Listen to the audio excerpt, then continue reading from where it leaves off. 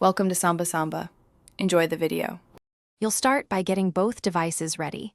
Enable Bluetooth and Wi-Fi on the phone and PC, and sign into the same Microsoft account on Windows.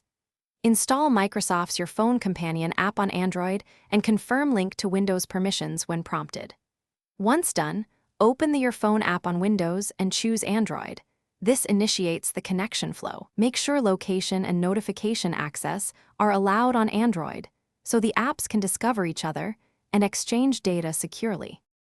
Next, pair the devices and authorize data sharing.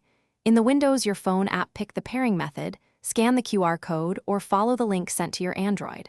On the phone, grant SMS, contacts, media, and notification access so the PC can mirror content and show messages.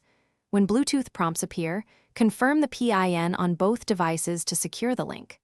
Once paired, the apps negotiate background permissions. Make sure battery optimization is disabled for the companion app, so connections remain. Finish by confirming that photos, messages, and calls are visible in the Your Phone app.